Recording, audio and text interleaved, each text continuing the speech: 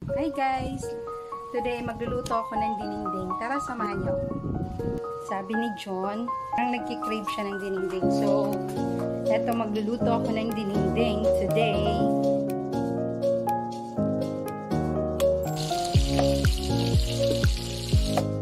So, meron ako ditong saluyot, ampalaya, okra, talong. Mamaya ko nang hihiwain yung talong para hindi siya mangitim. Kalabasa and sitaw.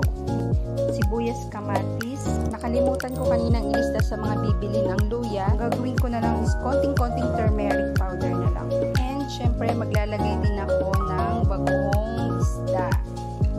Yan. Tapos na-fry ko na yung galunggong kanina. Let's do this. Meron pala akong siling haba. Up to you guys kung gusto nyo na medyo maanghang. Damihan nyo na lang yung siling haba. Ito lang yung mga basic ingredients na ginamit ko ngayon. Kung gusto nyo lagyan ng dahon ng kalabasa, pwede naman kaso wala kaming makita.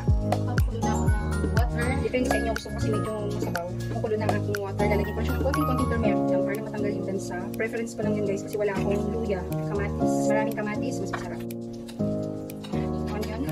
Durugin ko lang yung kamatis para manuot yung kanyang lasa. Lalagay ko na yung bagoong isda. Ayan, makulo na siya. Ilagay ko na yung fish. Kasi yan ang magbibigay ng lasa at saka yung bagoong. Ilalagay ko na din yung matitigas na gulay. Sunod-sunod na siya.